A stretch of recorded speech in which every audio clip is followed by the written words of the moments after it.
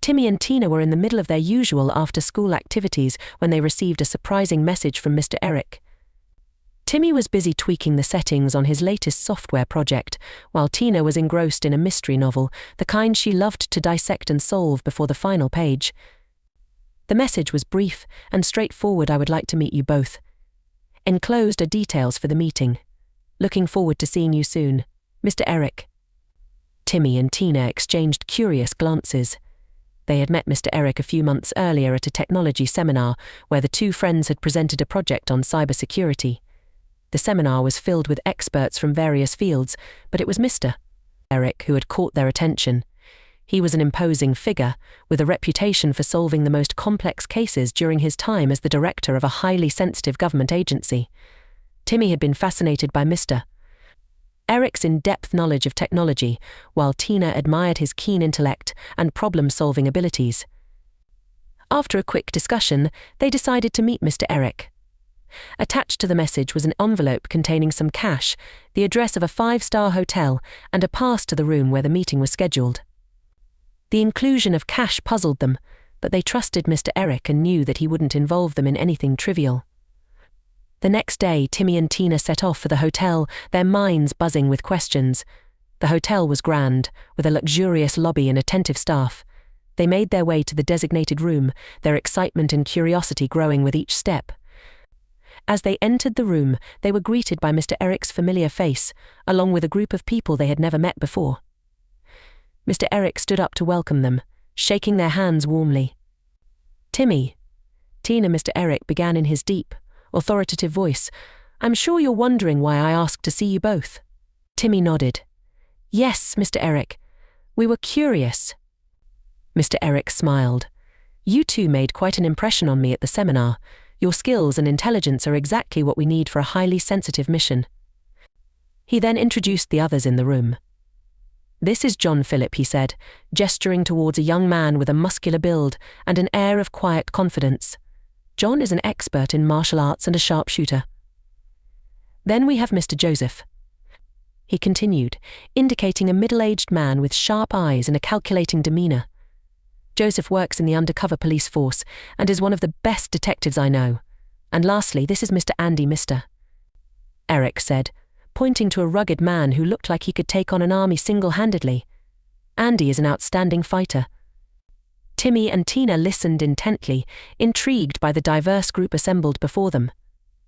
Mr. Eric continued, "The mission we're about to undertake is of the utmost secrecy. You may have heard about a group that has been kidnapping people for ransom. A few days ago, they escalated their operations by kidnapping the 12-year-old daughter of a high-ranking government official. Instead of asking for money, they demanded national secrets information that, if leaked, could lead to the downfall of our country." Tina's eyes widened. "That's unimaginable," she said. "Exactly," Mr. Eric replied. "This is why we have to handle this matter with the greatest discretion. If the public finds out, it could lead to mass panic and a loss of confidence in the government." "So, what do you need us for?" Timmy asked, already piecing together the role they might play. "Timmy, your expertise will be crucial in tracking and hacking into their communications," Mr. Eric explained. "And Tina, your ability to solve puzzles and think on your feet will help us decode the clues we're sure to encounter along the way."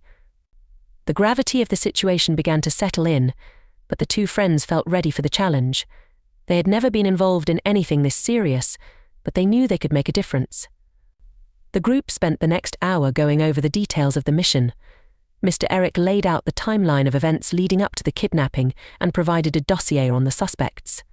The kidnappers were part of a well-organized syndicate with connections to various criminal networks.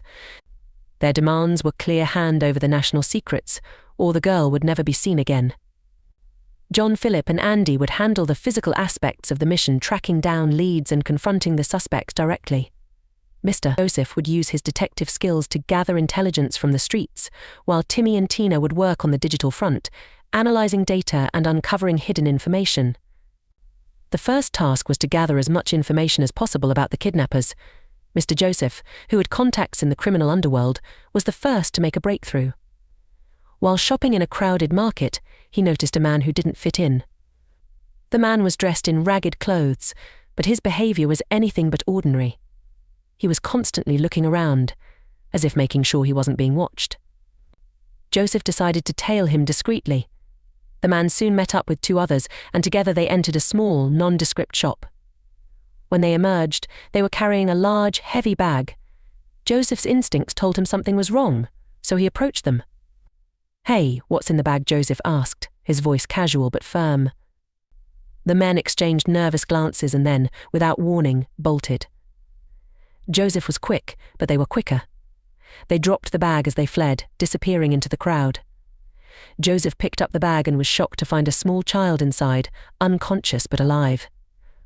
As he radioed for help, something else caught his eye. A piece of paper had fallen from one of the men's pockets.